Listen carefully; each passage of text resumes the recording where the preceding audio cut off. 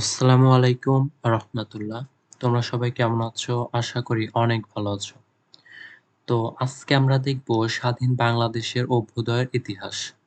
তো এই সাবজেক্টের বিভাগের প্রথম অধ্যায় দেশ ও জনগোষ্ঠীর পরিচয় থেকে সবচাইতে বেশি ইম্পর্টেন্ট একটি প্রশ্ন, আর সেটি হচ্ছে বাংলাদেশের ভূপ্রাকৃতিক বৈশিষ্ট্য আলোচনা করো, অথবা এটি আসতে পারে বাংলাদেশের ইতিহাসে ভূপ্রাকৃতিক বৈশিষ্ট্যের প্রভাব আলোচনা করো। আজকে আমরা এই বিভাগের একটি প্রশ্ন পড়ব, আর এটি তোমাদের 100% আসার সম্ভাবনা রয়েছে। আর তোমাদের আরো একটি বিষয় জানিয়ে রাখি, তোমরা যারা 21শে অক্টোবর থেকে যাদের পরীক্ষা শুরু হচ্ছে অনার্স ফার্স্ট ইয়ারে, তাদের জন্য একদম স্বাধীন বাংলাদেশের অভ্যুদয়ের ইতিহাসের যে সাজেশন, সেই সাজেশনের পিডিএফ মাত্র 100 টাকা। আর সেটি হচ্ছে তোমরা সেখানে বিভাগের বিগত সালের প্রশ্ন পেয়ে যাচ্ছ, এবং বিভাগের একদম গুরুত্বপূর্ণ 9টি এবং বিভাগের সবচাইতে ইম্পর্টেন্ট 12টি প্রশ্ন পেয়ে যাচ্ছ। আর পেজ সংখ্যা হচ্ছে 49 পেজ। আর তোমরা যারা এই পিডিএফটি নিতে চাও তারা অবশ্যই 01959800170 এই নাম্বারে বিকাশে 100 টাকা পাঠিয়ে দিয়ে হোয়াটসঅ্যাপে আমাকে নক দেবে। আর 01959800170 এই নাম্বারে হোয়াটসঅ্যাপ এবং এই নাম্বারে বিকাশ। তো এই পিডিএফটি তোমরা যারা নিতে চাও অবশ্যই আমাকে হোয়াটসঅ্যাপে নক দেবে। আর আমি চাইবো তোমরা অবশ্যই, এটি একদম চূড়ান্ত সাজেশন। এটি পড়লে তোমার আর কোনো কিছু দরকার হবে না ইনশাআল্লাহ। এখান থেকে 100% কমন পাওয়ার সম্ভাবনা রয়েছে। তো চলো আমরা তাহলে বিভাগের একটি গুরুত্বপূর্ণ প্রশ্ন আজকে এটি পড়ব। আর এটি তোমাদের সবচাইতে গুরুত্বপূর্ণ। এটি আসবেই, 100% আসার সম্ভাবনা রয়েছে। তো বাংলাদেশের ভূপ্রাকৃতিক বৈশিষ্ট্য আলোচনা করা। তোমরা অবশ্যই ভিডিওটি ধৈর্য সহকারে দেখবে। এখানে এই প্রশ্নটির পূর্ণাঙ্গ বিস্তারিত আলোচনা করা হয়েছে। তো চলো আমরা শুরু করি। তো আমরা শুরু করব সাধারণত ভূমিকা দিয়ে। তো ভূমিকা কিভাবে লেখা যায়? বিশ্বের যতগুলো বদ্বীপ রয়েছে এর মধ্যে অন্যতম প্রধান হচ্ছে বাংলাদেশ। অর্থাৎ বাংলাদেশ পৃথিবীর একক বৃহত্তম বদ্বীপ। আর তোমরা অবশ্যই বিভাগের প্রশ্নগুলো শুধুমাত্র রিডিং পড়বে, আর এই যে টার্মগুলো যে অবশ্যই মনে রাখবে। বিভাগে আসলে মুখস্থের কোনো বিষয় না, এটা টার্মগুলো এই যে এইগুলো একটু মনে রাখার বিষয়। তোমার যদি একটু বিষয় মনে রাখে, তুমি এমনিতেই 4 থেকে 5 পৃষ্ঠা বিভাগে একটা প্রশ্ন লিখতে পারবে, শুধুমাত্র একটু ধারণা নেবে। পদ্মা, মেঘনা ও যমুনা নদী পশ্চিম, উত্তর ও উত্তর-পূর্ব দিক থেকে দেশের অভ্যন্তরে প্রবেশ করে একযোগে এই সুবিশাল বদ্বীপের সৃষ্টি করেছে। সীমিত উচ্চভূমি ছাড়া সমগ্র দেশ এক বিস্তীর্ণ সমভূমি। এদেশের ভূখণ্ড উত্তর-পশ্চিম থেকে দক্ষিণ-পূর্ব থেকে ক্রমশ ঢালু। ফলে প্রবাহিত সব নদ-নদী এবং উপনদী শাখা নদীগুলো উত্তর দিক হতে দক্ষিণে বঙ্গোপসাগর অভিমুখে প্রবাহিত হয়েছে। তো আমরা ভূমিকা লিখলাম। এরপরে আমরা দেখব হচ্ছে বাংলাদেশের ইতিহাসে ভূপ্রাকৃতিক যে বৈশিষ্ট্যগুলো সেগুলো। ভূমির পার্থক্য ও গঠনের দিক বিবেচনা করে বাংলাদেশের ভূপ্রাকৃতিক বৈশিষ্ট্যকে 3টি প্রধান ভাগে ভাগ করা যায়। 3টি প্রধান ভাগে। একটা হচ্ছে টারশিয়ারি যুগের পাহাড়সমূহ, 2 নাম্বার প্লাইস্টোসিন কালের সোপানসমূহ বা চত্বরভূমি, এবং 3 নাম্বার হচ্ছে সাম্প্রতিক কালের প্লাবন সমভূমি। তো এই 3টি এবার আমরা বিস্তারিত আলোচনা করব। যেমন নিম্নে এগুলোর আলোচনা করা হলো। এক হচ্ছে টারশিয়ারি যুগের পাহাড়সমূহ, যেমন রাঙামাটি, বান্দরবান, খাগড়াছড়ি, চট্টগ্রাম, সিলেট, মৌলভীবাজার ও হবিগঞ্জ এলাকাগুলো নিয়ে এই অঞ্চল গঠিত। আর তোমরা যারা এই পিডিএফটি নিতে চাও তারা অবশ্যই দ্রুত সময়ের ভিতর পিডিএফটি নিয়ে নেবে, কারণ এটি দেখে তুমি একটি পূর্ণাঙ্গ প্রস্তুতি নিতে পারবে। মাত্র 49 পেজে একটি পিডিএফ, যেটা তোমাকে 100% প্রস্তুতি এনে দেবে। আনুমানিক টারশিয়ারি যুগে হিমালয় পর্বত গঠিত হওয়ার সময় মায়ানমারের দিক থেকে আগত গিরিজনী আলোড়নের ধাক্কায় ভাঁজগ্রস্ত হয়ে এসব পর্বতের সৃষ্টি হয়েছে, তাই এদের টারশিয়ারি যুগের পাহাড় বলা হয়। এ পাহাড়গুলোর বৈশিষ্ট্য হলো বেলে পাথর, প্লেট জাতীয় প্রস্তর এবং কর্দমের সংমিশ্রণে গঠিত। পাহাড়গুলোর গায়ে ক্ষুদ্র বৃহৎ বৃক্ষরাজির বন এবং অসংখ্য ঝোপ-জঙ্গল রয়েছে, তাই সংক্ষেপে বলা যায় যে টারশিয়ারি যুগের হিমালয় পর্বত ও গঠনের সময় পাহাড় সৃষ্টি হয়েছিল বলে এগুলোকে টারশিয়ারি পাহাড় বলা হয়। এই পাহাড়ি অঞ্চলকে দুভাগে ভাগ করা যায়। এই যে টারশিয়ারি যুগের যে পাহাড়, এই পাহাড়কে আবার দুই ভাগে ভাগ করা যায়। একটা হচ্ছে উত্তর ও উত্তর-পূর্ব অঞ্চলের পাহাড়সমূহ, আর একটা হচ্ছে দক্ষিণ পূর্ব অঞ্চলের পাহাড়সমূহ। তো এই প্রথমে আগে আমরা ক নাম্বারটা দেখে নেই যে উত্তর ও উত্তর-পূর্ব অঞ্চলের পাহাড়সমূহ। ময়মনসিংহ ও নেত্রকোনা জেলার উত্তরাংশ, সিলেট জেলার উত্তর ও উত্তর-পূর্বাংশ এবং মৌলভীবাজার ও হবিগঞ্জের দক্ষিণাংশের ছোট বড় বিচ্ছিন্ন পাহাড়গুলো এ অঞ্চলের অন্তর্গত। মৌলভীবাজার হবিগঞ্জের দক্ষিণে পাহাড়গুলোর উচ্চতা 244 মিটারের বেশি না। শেরপুর ও ময়মনসিংহের উত্তর সীমানায় কিছু কিছু পাহাড় আছে। উত্তরের পাহাড়গুলোর মধ্যে চিকনা, গোল, খাসি ও জয়ন্তা উল্লেখযোগ্য। সিলেট জেলার পাহাড়ি অঞ্চল সিলেট শহরের উত্তর-পূর্ব দিকে 186 বর্গ কিলোমিটার জুড়ে বিস্তৃত। এ পার্বত্য ভূমির উচ্চতা 60 থেকে 90 মিটারের বেশি নয়। সুনামগঞ্জ জেলার ছাতক শহরের উত্তরে প্রায় 40 বর্গ কিলোমিটার স্থান নিয়ে একটি টিলা পাহাড় অবস্থিত। এটি ছাতক পাহাড় নামে পরিচিত। এই পার্বত্য ভূমির গড় উচ্চতা 40 থেকে 60 মিটার। মৌলভীবাজার ও হবিগঞ্জ জেলার দক্ষিণ সীমানায় অবস্থিত পাহাড়গুলো কোনরূপ গিরিশ্রেণী গঠন করেনি। এসব পাহাড়ের তালগুলো খাড়া এবং উপরিভাগ অসমান। এদেরকে ত্রিপুরার পাহাড় বলা হয়। শেরপুর ও ময়মনসিংহ জেলার উত্তর সীমানায় ভারতের মেঘালয় রাজ্যের গারো পাহাড়ের সামান্য বিচ্ছিন্ন অংশ দেখা যায়। এ পার্বত্য অঞ্চলে প্রচুর বৃষ্টিপাত হয়, তাই এখানকার পাহাড়ের ঢালে প্রচুর চা উৎপন্ন হয়। বাংলাদেশের অধিকাংশ চা বাগান এ অঞ্চলেই অবস্থিত। এ অঞ্চলে আনারস উৎপন্ন হয়। এছাড়া এই পার্বত্য অঞ্চলে প্রচুর বাঁশ ও বেত পাওয়া যায়। এ অঞ্চলে প্রাকৃতিক গ্যাস, খনিজ তেল, চুনাপাথর, কয়লা প্রভৃতি খনিজ সম্পদে সমৃদ্ধ। এবার আমরা দেখব খ নাম্বারটা যে দক্ষিণ পূর্ব অঞ্চলের পাহাড়সমূহ। আর গ বিভাগের প্রশ্নগুলো সাধারণত তোমরা পড়বে হচ্ছে মানে এই টপিকগুলো টার্মগুলো একটু মনে রেখে যাতে তুমি লিখতে পারো। এখানে কিন্তু আসলে মুখস্থ করার কোনো বিষয় নেই। খাগড়াছড়ি, রাঙ্গামাটি ও বান্দরবান জেলায় এবং চট্টগ্রামের অংশবিশেষ এ অঞ্চলের অন্তর্গত। এ পাহাড়গুলোর গড় উচ্চতা ৬১০ মিটার। বাংলাদেশের সর্বোচ্চ শৃঙ্গ তাজিং ডং বিজয়, যার উচ্চতা ১২৩১ মিটার। এটা বান্দরবানে অবস্থিত এবং দ্বিতীয় সর্বোচ্চ শৃঙ্গ কিউ ক্রাডং, যার উচ্চতা ১২৩০ মিটার। এটি অবস্থিত বান্দরবানের দক্ষিণ পূর্ব প্রান্তে। বান্দরবানের অপর দুটি উচ্চতর পাহাড় চূড়া হচ্ছে মদকমল ১০০৩ মিটার ও পিরামিড পাহাড়ের উচ্চতা হচ্ছে ৯১৯ মিটার। এসব পাহাড় বেলে পাথর, শেল ও কর্দম শিলা দ্বারা গঠিত। এ অঞ্চলের পাহাড়গুলোর মধ্যবর্তী উপত্যকা কর্ণফুলী, সাঙ্গু, মাতামুহুরী, হালদা প্রভৃতি নদী প্রবাহিত হয়েছে। এবার হচ্ছে ২ নাম্বার প্লাইস্টোসিন কালের সোপানসমূহ বা চত্বরভূমি। প্রায় ২৫,০০০ বছর পূর্বে প্লাইস্টোসিন কালের সোপানসমূহ বা চত্বরভূমি আন্তঃবরফ গলা পানিতে প্লাবিত হয়ে গঠিত হয়েছিল বলে ধারণা করা হয়। এ অঞ্চলের মাটির রং লাল ও ধূসর। নিম্নের প্লাইস্টোসিন কালের সোপানসমূহ বা চত্বরভূমির বর্ণনা দেয়া হলো। ক নাম্বার হচ্ছে বরেন্দ্র ভূমি। বরেন্দ্র প্রাচীন বাংলার সবচেয়ে প্রাচীনতম অঞ্চল। এই বরেন্দ্র ভূমি রাজশাহী বিভাগের প্রায় ৯,৩২০ বর্গ কিলোমিটার এলাকা জুড়ে আছে। প্লাবন সমভূমি থেকে এর উচ্চতা ৬ থেকে ১২ মিটার। বঙ্গ অববাহিকায় এটি সর্ববৃহৎ প্লাইস্টোসিন কালের যুগের উচ্চভূমি।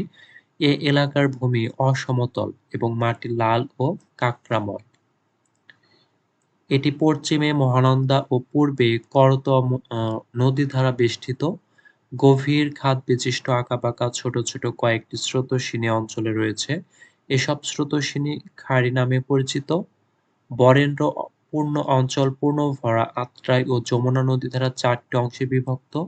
এর পূর্ব দিকের ৩টি অংশ বাংলাদেশের অন্তর্গত, আর মহানন্দা ও পূর্ণভরা মধ্যবর্তী অপর অংশটি ভারতের পশ্চিমবঙ্গের অন্তর্গত। বরেন্দ্র অঞ্চল কৃষিকার্যের জন্য উপযোগী। ধান এখানকার প্রধান কৃষি ফসল।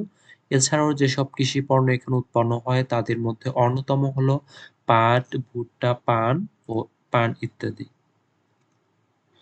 এবার আমরা দেখব খ নাম্বার হচ্ছে মধুপুর ও ভাওয়ালের গড়। উত্তরে ব্রহ্মপুত্র নদী থেকে দক্ষিণে বুড়িগঙ্গা নদী পর্যন্ত অর্থাৎ ময়মনসিংহ, টাঙ্গাইল ও গাজীপুর অঞ্চল জুড়ে এর বিস্তৃতি।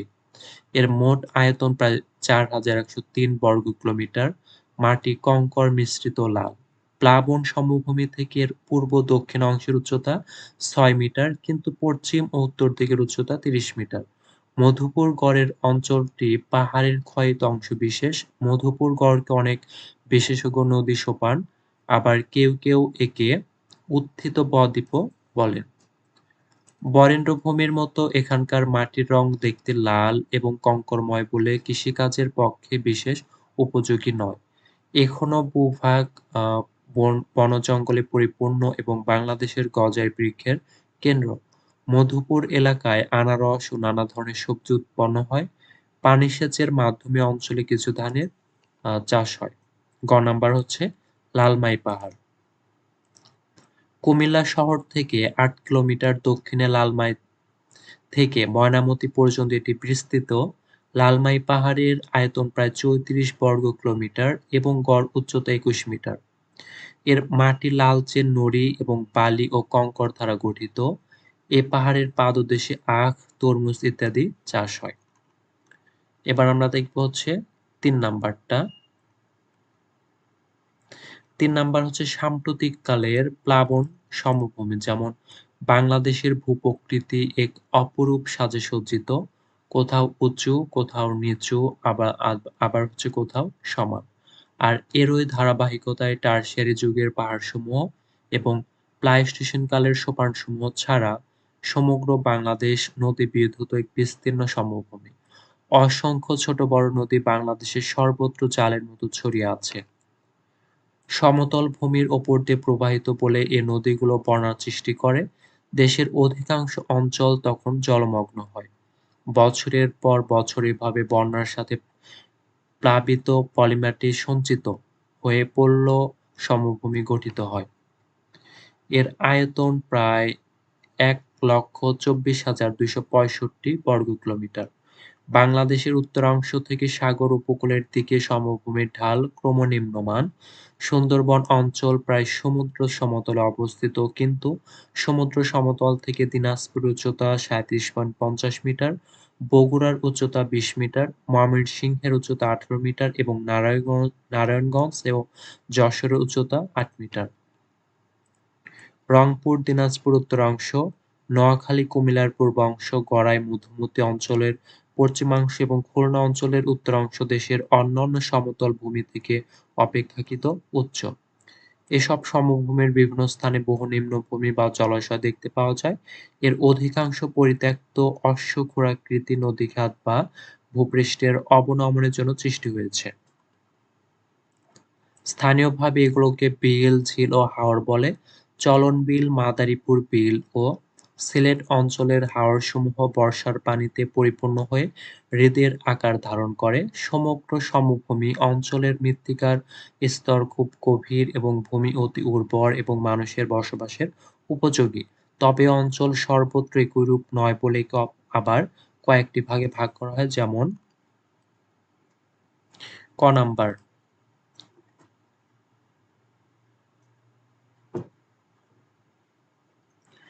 নাম্বার হচ্ছে কুমিল্লা সমভূমি। তো কুমিল্লা সমভূমিতে ভাগ করা হয়েছে, যেমন চাঁদপুর, কুমিল্লা ও ব্রাহ্মণবাড়িয়া জেলার অধিকাংশ এবং লক্ষ্মীপুর, নোয়াখালী, ফেনী ও হবিগঞ্জ জেলার কিছু অংশ জুড়ে এ সমভূমি অবস্থিত। কুমিল্লা সমভূমির মোট আয়তন ৭,৪০৪ বর্গ কিলোমিটার এবং সমুদ্রপৃষ্ঠ হতে উচ্চতা ৩.৬ মিটার, অন্য মতে হচ্ছে ৬ মিটার।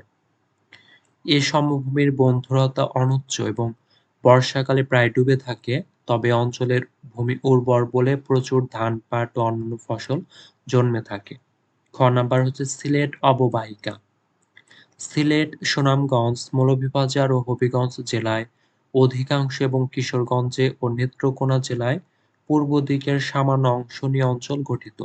এটি সংলগ্ন প্লাবন সমভূমি হতে অপেক্ষাকৃত নিচু। সমুদ্রপৃষ্ঠ হতে এ অববাহিকার উচ্চতা প্রায় ৩ মিটার। এ অঞ্চল বর্ষাকালে পানিতে ডুবে যায় এবং শীতকালে পানি নেমে গেলে এখানে বোরো ও ইরি ধানের চাষ হয়। সর্বনিম্ন স্থানগুলোতে প্রচণ্ড জলাশয়ের মতো পানি জমে থাকে। এগুলো হাওর নামে পরিচিত। এ অঞ্চলের বড় ধরনের ৫টি হাওর হচ্ছে গ নাম্বার হচ্ছে পাদদেশীয় পলল সমভূমি। বাংলাদেশের উত্তর-পশ্চিমে অবস্থিত বৃহত্তম রংপুর ও দিনাজপুর জেলার অধিকাংশ স্থান জুড়ে এ সমভূমি বিস্তৃত। হিমালয় পর্বত থেকে আনীত পলল ধারায় এ অঞ্চল গঠিত। তিস্তা, আত্রাই, করতোয়া প্রভৃতি নদীবাহিত পলি জমা হয়ে ঢালু ভূমির সৃষ্টি হয়েছে। এ সমভূমি পাদদেশীয় পলল সমভূমি নামে পরিচিত। বর্ষাকালে এর সামান্য অংশ পানিতে প্লাবিত হয়। ধান, পাট, ইক্ষু, তামাক প্রভৃতি অঞ্চলে প্রচুর জন্মে। ঘ নাম্বার হচ্ছে গঙ্গা, ব্রহ্মপুত্র, মেঘনা প্লাবন সমভূমি। এটি বাংলাদেশের মূল প্লাবন সমভূমি। পদ্মা নদীর উত্তরে প্লাবন সমভূমির বাকি অংশই গঙ্গা, পদ্মা, ব্রহ্মপুত্র, মেঘনার প্লাবন সমভূমি নামে পরিচিত।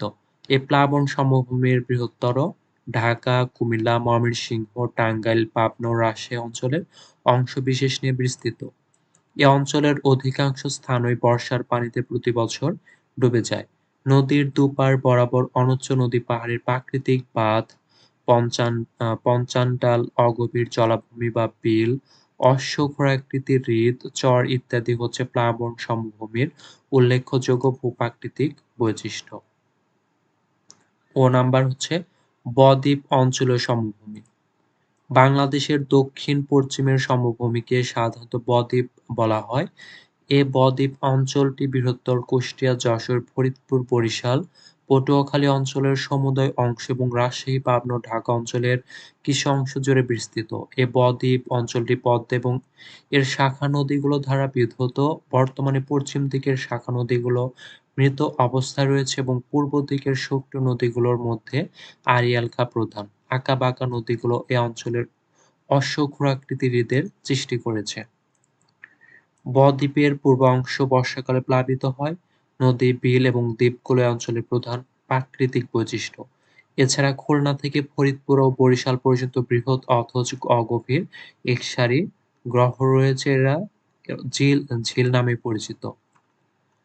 তো আসলে গ বিভাগের প্রশ্ন একটু মানে বেশি হয়, তার কারণ তুমি যত পড়বে তত বেশি তোমার আইডিয়া জেনারেট হবে এবং তত বেশি তোমার মনে থাকবে এবং তুমি বেশি লিখতে পারবা। তুমি যত বেশি গ বিভাগ লিখতে পারবে তত বেশি নাম্বার তুমি অর্জন করবে।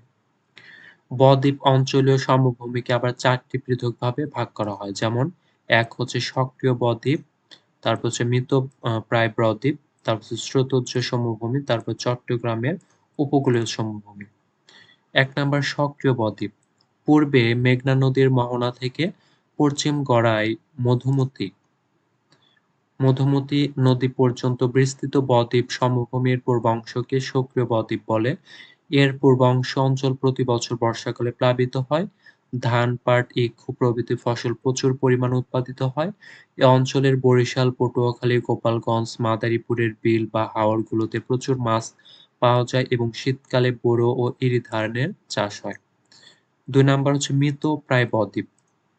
এটা হচ্ছে বাংলাদেশের বদ্বীপ সমভূমির মধ্যে গড়াই মধুমতি নদীর পশ্চিমাংশকে মৃতপ্রায় বদ্বীপ বলা হয়।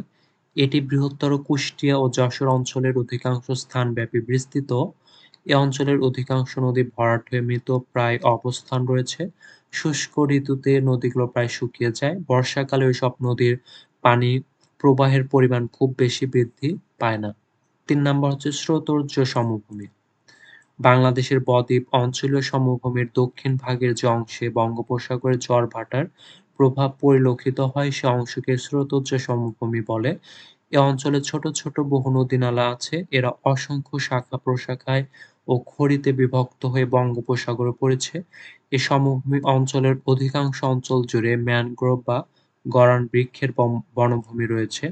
এ বনভূমি সুন্দরবন নামে সুপ্রসিদ্ধ। এ অঞ্চলের নদীতে প্লাবন খুব কম কিন্তু নিয়মিত জোয়ার-ভাটা হয়। এবং ৪ নাম্বারটা হচ্ছে চট্টগ্রামের উপকূলীয় সমভূমি। এই সমভূমি ফেনী নদী হতে কক্সবাজার কিছু দক্ষিণ পর্যন্ত বিস্তৃত। এটি গড়ে প্রায় ৯.৬ কিলোমিটার প্রশস্ত, কিন্তু কর্ণফুলী নদীর মোহনায় এর দৈর্ঘ্য ২৫.৬ কিলোমিটার। এ সমভূমি কর্ণফুলী, সাঙ্গু, মাতামুহুরী, বাঁশখালী প্রভৃতি নদীবাহিত পলল দ্বারা গঠিত। এছাড়া সমুদ্র তটে বালু, সৈকত, বালিয়াড়ি, কর্দম ভূমি ইত্যাদি উপকূলীয় প্রাকৃতিক বৈশিষ্ট্যসমূহ এখানে পরিলক্ষিত হয়। এর কোনো স্থানে সমুদ্রের পানি থেকে লবণ তৈরি হয়। এ অঞ্চলে প্রচুর কৃষি ফসলও হয়। আর তোমরা গ বিভাগের প্রশ্নটা যখন লিখবে, অবশ্যই তোমরা এই যে এরকম মানে টপিক দিয়ে লিখবে। টপিক দিয়ে লিখলে মানে নাম্বারটা একটু বেশি দেয়। তো আমার মানে তোমাদের কাছে পরামর্শ থাকবে, তোমরা অবশ্যই লেখার সময় শুরুতে লিখবে ভূমিকা এবং শেষে লিখবে উপসংহার, এবং মাঝখানে যে লিখবে সেগুলো অবশ্যই টপিক আকারে লিখবে। এখানে যেভাবে টপিক আকারে লেখা আছে এরকম টপিক আকারে লিখবে। তো আমরা উপসংহারের মাধ্যমে গ বিভাগের প্রশ্নগুলো শেষ করব। তো এটির উপসংহার হচ্ছে, পরিশেষে বলা যায় যে বাংলাদেশের অবস্থান ও ভূ-প্রকৃতি নিজেদের অস্তিত্ব রক্ষার ক্ষেত্রে গুরুত্বপূর্ণ ভূমিকা পালন করে। প্রকৃতির এক অপরূপ সৌন্দর্য বিরাজ করে।